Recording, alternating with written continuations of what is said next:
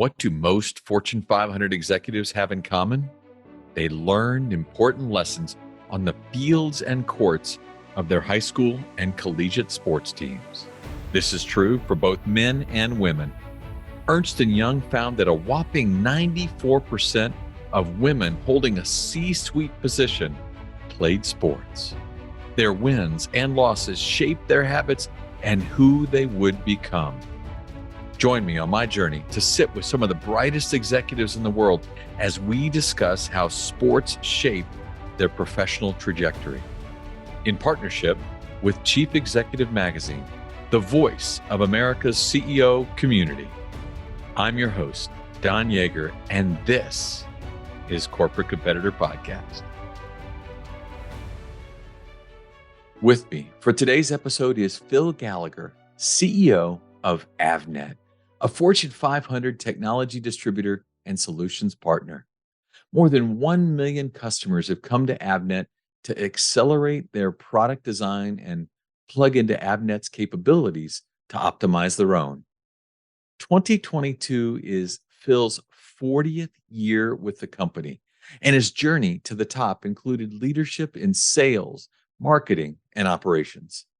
Today, he leads more than 15,000 employees across 140 countries with a remarkable 91% CEO approval rating from his employees on Glassdoor. Phil played college football at West Chester University in Pennsylvania and is a die-hard Philadelphia Eagles fan. And now that he lives in Phoenix, he loves to support those Arizona Cardinals too. Before we dive into the lessons he learned from his football coaches, visit corporatecompetitorpodcast.com/126 to download the free bonus resource we put together for you with fill-in-the-blank notes and reflection questions for today's episode. How do you set your priorities? First of all, the word priority is supposed to be singular. You come out with 15 priorities. Well, you can't have 15 priorities. Prioritize on your word. You've got to be building trust over a long period of time. There's an old saying, people build trust a penny at a time and they spend it like a buck. Build the right team, be self-aware, know what you're good at. More importantly, know what you're not good at. But then we have customer focus and teamwork, inclusiveness, and ownership. You got to be honest. Phil, thanks for joining us. Thanks for having me, Don. Appreciate it. Here you are, 2022, you're celebrating your 40th year at Avnet. We don't find people anymore that stay 40 years anywhere. Company's been around for 100, Don. Right. So I didn't think in 1982, I said, I'm going to be 40 years of the company. 40% of the company's period of time I've been here. I just never really thought about leaving Avnet. It's crazy as that is. I took the job. It was a sales territory that no one else wanted. And I was driving a 1974 Chevy Vega, piece of crap. I got a company car. So I said, hey, I'll take it. I was still living at Drexel University. I was just really fortunate to be in an industry that was growing. I was really blessed. The team that was there in Philly, South Jersey that I worked with are still great friends today. And now we have official mentor programs in industry, right? But back then it was just you hooked on to people where you could just learn, right? And it doesn't have to be one mentor, right? Just like coaches, right? I mean, just how many influences coaches had on people over their lives. And so I was lucky. I great mentors, I had great coaches. Anywhere you're at, no matter how long, you should have fun doing it, right? Absolutely. Doesn't mean there's not bad days. There are, but as long as the good days outweigh the bad, and you're doing pretty good. Right. Great mentors. It's the culture. I mean, I know the culture is one of those things that's tough to see it, but you can feel it. You can walk into a business and walk into an office and feel people are having fun. That's it. The company afforded me opportunities along the way. Every 3 or 4 years, it was something new. So I didn't do the same job for 40 years. And when I started, I think we're about $1 billion in revenue. And today we're going to be $27 billion. Boy, I was really blessed. You're doing good. Speaking of coaches, you play football at West Chester University in Pennsylvania. The Rams, go Rams. That's right. You described yourself as an average athlete willing to do all the hard work. Yes, I played for West Chester University, as you stated, out of Pennsylvania. It's a Division II school. Played 2 years. Then I also had the self-realization that I wasn't going much further where I was as a lineman at 180 pounds in 1979. But it was a great experience. I was a freshman at Holy Cross High School in South Jersey. At the end of the freshman season, the head coach of the freshman team, Mr. Wiersky, came up and said, hey, you're probably never going to play varsity football here at Holy Cross. Wow. 13-year-old, you're shocked, you're hurt, kind of bummed out. But I took it as a challenge. You have these things in business. You get knocked down. How do you get back up? It's okay to say, okay, you're not kind of bummed out, but not for too long. You guys said, okay, how are you going to pick your chin up? What can I take from that? I started varsity my sophomore year, was the captain junior, senior year. We won 2 championships for Holy Cross High School. I got goosebumps talking about that, actually. Don't have a chance to thank him. I'm not sure if he's around anymore, but I never really figured out if he did it intentionally to motivate me or he really believed it, but it didn't matter. Doesn't matter what his motivation was. What matters is how you took it. Those moments when you might maybe be told something you weren't really looking forward to hearing. Do you let it send you to the couch and do you curl up? Do you get up and go lift another weight? Yeah. Learn how to use what you have and be disciplined. Teams with all the penalties typically don't win. The teams with all the turnovers typically don't win. Same in business. You can't continue to make mistakes without realizing what the mistakes are. And then how do you correct them? You're going to make mistakes. How do you correct them? That's right. And how do you use that loss or that failure to help make you better?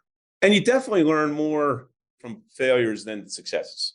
When we had film sessions on Monday morning after the football games, and we had a really good team my junior and senior year, we lost 1 game each year.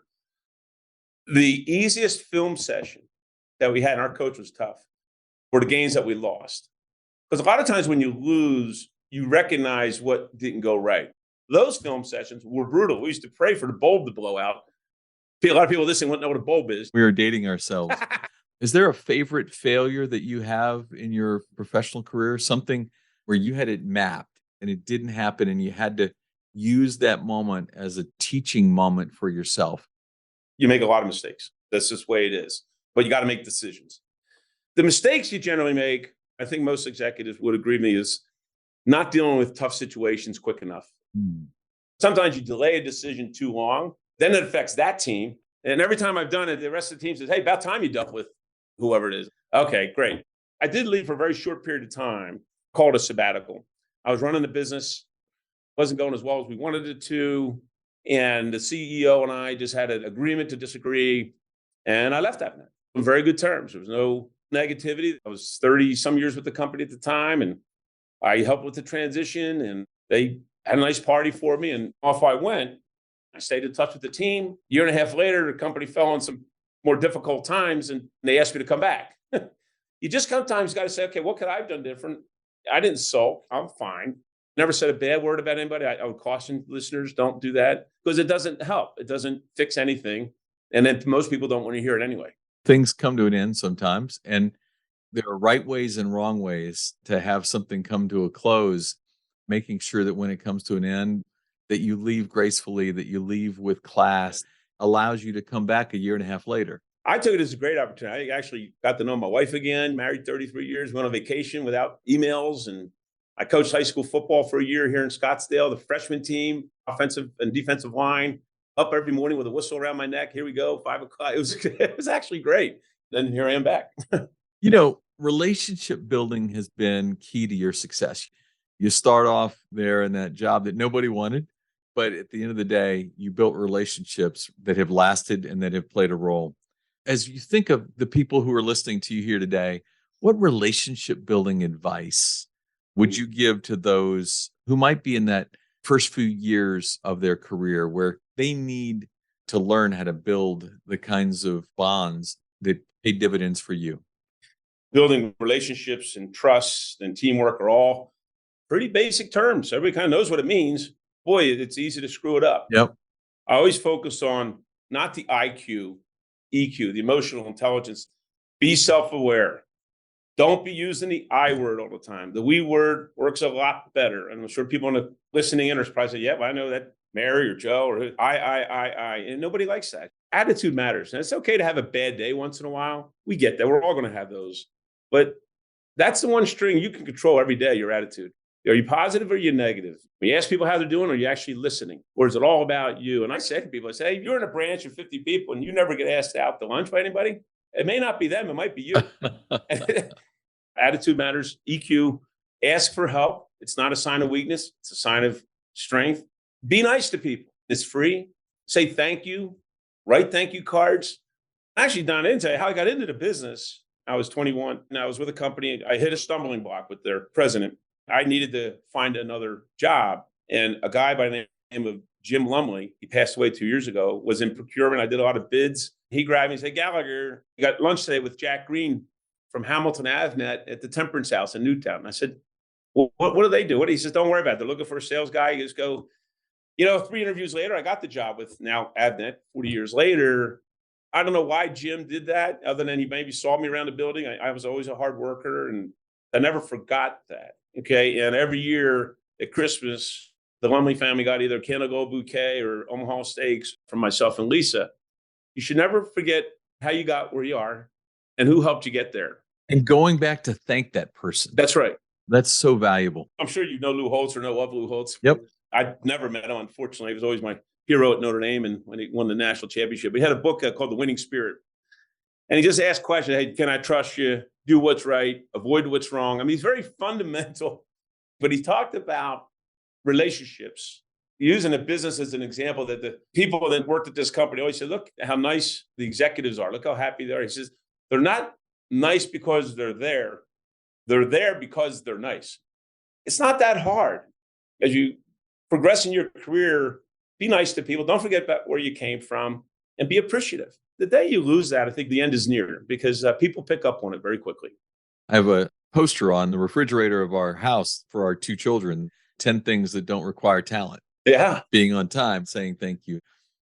Avnet has been involved in 100 plus acquisitions since 1999. You've talked about culture and the importance of culture. How do you, as a leader, look at how you're going to blend not just bottom lines, but cultures? That's a really good question. What we looked at before we did an acquisition, is it strategically aligned? Is it culturally aligned? Is it financially aligned? Those 3 things, we always looked at culture as one of the 3. People matter. And when you're acquiring companies, you're really acquiring people, IP and people. We had a very clear integration strategy. There's many that didn't go so well, right? A lot of acquisitions don't go well. Right. In 1994, we acquired a company called Hallmark in Texas. And a lot of their management was Texas-based and from the Southeast. We, at the time, were more New York and LA, pretty different than Texas and Southeast. And our culture, I would say at Avnet, at the time, I was still in Philly, let's say a little rougher, maybe not as people sensitive and some things along those lines. Relationships with suppliers, maybe not as good. We were larger, much larger than Hallmark. When we acquired them, it's probably today still one of our best acquisitions, because we blended the culture and their people side of that equation, that I'll call it the hospitality side, the nice side, the friendly side, really just helped Avnet get to another level as one company. We became Hamilton Hallmark. So that also helped bring the cultures together, because their name was still on business cards. You had to be willing, even though you were the acquiring company, to adopt some of their ways of being. Totally. You got to integrate their teams. You just can't take, hey, well, we bought you, come on in and here's how we do it. That's not going to work. Do your diligence. A lot of times, Don, there's science to this, and then there's art. Yeah. Sometimes you have to go with that gut. Exactly. If you're talking to their teams and the culture doesn't seem like it's the right fit, you can find out a lot during diligence and meeting people and going out to dinner with them, even getting out golf course. I mean, you learn a lot by watching people, right? The old Yogi Bear. Some that we acquired, we probably tried to force the cultures and it didn't work. Sometimes you get too far outside your core business. You get caught up in this shiny object that's just a little far outside your boundaries, but boy, they get better returns and it's a sexy product. And then you acquire it and you try to bring them into this big machine and it just doesn't work. Because it's easy to get attracted with that stuff. It's all really cool. I know. Oh, wait, this is the new hot thing. Yeah, exactly. You got to really integrate with them. Some of their executives became senior executives in the combined entity. You lose the key people, you lose the key executives, there goes the acquisition. Talent and people make the difference. You don't have the right people, it doesn't matter. You mentioned earlier during your sabbatical, you served as coach. Yeah. What did you learn in that window with a whistle around your neck that maybe when you came back inside the company made you a better leader? I loved it. It was so much fun, to be honest with you. Some kids need a kick in the butt all the time and they want it. Others, that's not going to work for them. Some, you got to put your arm around them. And maybe then you still kick them in the butt a little bit or give them some coaching, right? But some need more nourishment, if you will, or more positive feedback. You got to coach them differently. Mm. My staff is very diverse. You got to deal with each one with what their interests are and what motivates them, not what motivates me. I worked for a guy one time, not that long ago, and He was just a hammer looking for nails to hit all day long. That's so demotivating. Same thing with coaches. See some coaches just screaming and yelling the whole time. It becomes white noise to the kids. After a while, they don't care. So understand the differences of the kids. I coached the line. Of course, first day of practice, no one showed up. For everybody's going to be a wide receiver and a running back and a tight end. We had 55 kids out. So I had to go over to watch the tight ends go for passing, and every kid that dropped the ball, you're coming with me. Suddenly you become a lineman. Your job as a lineman is just do your job. You're not going to get a lot of credit. So your job is to not have your name called out, frankly, and go do the blocking. Let the running back and the quarterback get the credit on offense. Yeah. Today, you lead 15,000 employees, 140 countries. With such a large operation, how do you set your daily priorities? That is a great question. It sounds like such an easy question, doesn't it? How do you set your priorities? First of all, the word priority is supposed to be singular, but then you come out with 15 priorities. Well, you can't have 15 priorities. Right. We really live by our core values. First and foremost is integrity. But then we have customer focus and teamwork, inclusiveness, and ownership. You got to be honest. There's an old saying, people build trust a penny at a time and they spend it like a buck. You've got to be building trust over a long period of time. Build the right team, be self-aware, know what you're good at. More importantly, know what you're not good at. Leaders often fail or aren't as effective, is probably more fair, when they have the answer to everything. They might ask other people for their input, but they really don't listen to it. That self-awareness piece, the higher up you go, Don, is harder to do because now everybody's starting to tell you what you want to hear. I tell people, they said, walk in my office with good news, run in with bad news. And then build the right team around you. Don't hire everybody that looks like you or acts like you. Bring in or promote people from within that bring in a different perspective. Prioritize on your word. And then I'm going to be, again, probably boring about our customers, our suppliers, and our people. But it starts with trust and starts with integrity. Start treating people fair, and you got to be transparent. Right. Yeah. And the last 2 years have been particularly tough time with the 2.5 years with COVID. And I got this job in the middle of COVID and not being able to travel and see people. But for everybody out there, including you, I'm sure, family and friends really matter. That balance is really important. If you lose some of that, it can really mess you up. Family was I didn't miss a football game. I was traveling around the world. I didn't miss one of Connor's football games. My daughter rode horses. She did the equestrian. You just got to make it a priority and be there, because the rest of this stuff becomes window dressing if you don't have that. Wow. Priority is supposed to be a singular word, and we talk about 15 priorities. Right. I hadn't really ever thought of it that way, but what a great point that is. If it's really priority, it's singular. Right, exactly. You've got me now feeling guilty about adding the IES on the end. No, not at all. No, we all do that. It's hard to do it. Yeah. It's really hard to set priorities. I struggle. We all struggle with that. But I love that self-awareness. That's one of the great challenges. At a certain stage, people stop telling you what it is you're not good at because they're afraid that it's a career limiting moment if they choose to let you know. Right. So encourage it. You want to really encourage it. Ask for it. Draw it out of them. Totally. Because that's when issues become major problems. Problems can become catastrophic. Catch it early. No different than your health. Get your health checked early. If there's bad news going on, you want to find out early so you can get it fixed, not after it's already throughout your system or body. Leading today requires a lot of mental toughness.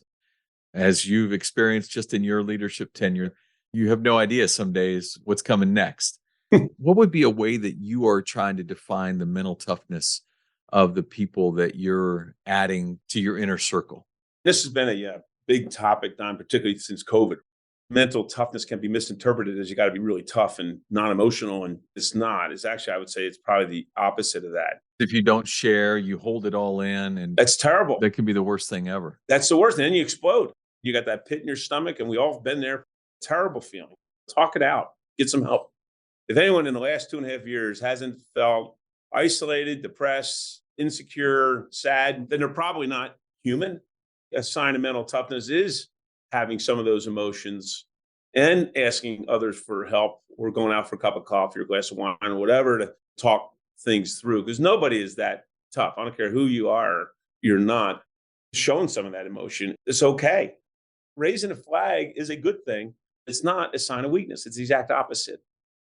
We have asked this question on every one of the 125 previous podcasts we've done. Uh-oh. You've played on teams. You've been on teams. What are some of the ways that you encourage younger leaders building a team to help mold them together and give them that singular sense of purpose?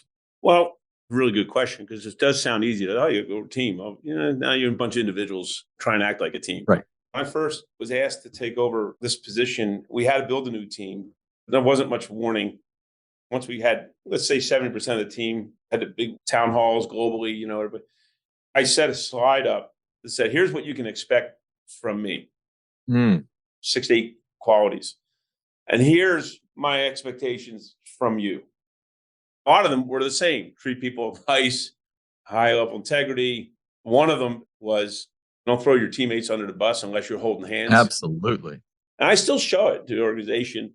I'll pull it out with my own staff. If I see something, I'll say, hey, you remember this? Because there's emotions in business, just like in sports. There's decisions we make that are wrong, and somebody gets after somebody else.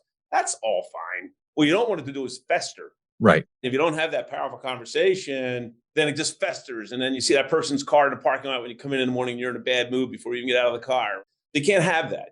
Phil Jackson used to tell me all the time, he had a one jerk rule on every team. He said, you can have one jerk because the second you get a second jerk, they have somebody to talk to. Exactly. He didn't want to have two Dennis Rodmans. You're right. Exactly. Phil, this has been really great. I love the company, love the culture, love what you're building there. And I love what you've taught today. I've got pages and pages of notes here, some of which I'll be sharing with the listeners in closing notes. Right. I want to thank you today. Nicole Enright on your team was so awesome to be able to kind of help draw me into this conversation with you. And I want to thank you for being a corporate competitor with us today. Don, thank you and your team. And we really appreciate the opportunity to share a little bit about Avnet and a little bit about my styles and perspective. And I'm always available. Public company said, you know how to track me down, and be glad to talk to anybody. Okay. Awesome. Have a good holiday. Man, I love that guy. We actually had one of our interns on to listen to the interview. He suggested afterward that it sounded more like we played college football than that we were just meeting each other for the first time. One of the first stories he told about that freshman coach when he was 13 who told him that he wasn't going to play varsity football, that he might as well just go ahead and give up now. Those kinds of conversations, which happen to all of us in different stages of our careers, can either send you to the couch or they can send you to the weight room. He ended up going to the weight room, which allowed him ultimately to get a chance to play college football. Take moments that might not be as comfortable as we'd like them to be, flip them on their head to get the most from them. My second big takeaway was from that period in which he actually was a high school coach himself. And he talked about realizing as a coach and leader how each of the players needed to be coached differently. It's easy enough just to yell all the time, but the truth is sometimes some of them needed a kick in the butt, some needed an arm around the shoulder, but the ability to know how best to lead each individual was a gift given to him. But finally, that conversation that he had about the lessons he offers to interns when they come to work at Avnet, but also the conversation he had with his team when he became CEO, the combination of those things he wanted people to know, what you should expect from me, what I expect, and what we all should expect from each other. Careers are seldom derailed over a lack of IQ because all these folks who are working there are pretty bright. They derail over a lack of EQ, that inability to understand how to take care of each other. Don't use the I word, use we. Ask for help, be nice. Go back and thank people for what they do. Don't throw your teammate under the bus unless you're holding hands. Phil Gallagher gave it to us today, and I hope that you'll take these lessons, as I will, and be a better corporate competitor as a result. If you could share one habit, one thing you've done consistently that allowed you to separate yourself from your competitors, what would it be? In my 30-year career, 2,500 of the greatest athletes, coaches, and leaders answered that question for me. This is Don Yeager, who did that article I was telling you about. Don, Dave Sims with Coach K. How you doing? Hey, Don. How you doing, my man? Great, sir. What they gave to me is what I'm giving to you in my online course, Journey to Greatness. Through engaging storytelling and on-demand videos, you will learn the 16 habits that will jumpstart your personal growth. I will instruct you on how to apply these winning characteristics to your life through custom workbook exercises. We are slashing the price for our podcast listeners. Lifetime access to Journey to Greatness is normally $399, but for our podcast listeners, it will be $49 with the code podcast at checkout. Click the banner on corporatecompetitorpodcast.com to enroll. Thanks for listening to the show. I would be so grateful if you left us a rating and a review. We will be rolling out a new episode every Wednesday. To be the first to listen, subscribe to the podcast on our website, corporatecompetitorpodcast.com. Plus, as a thank you gift, you will receive a free chapter from one of my best-selling books on the habits of high-performing teams. Stay in touch by connecting with me on social media at Don Yeager, Yaeger, on Twitter, Facebook, Instagram, and LinkedIn. Until next week, I appreciate you.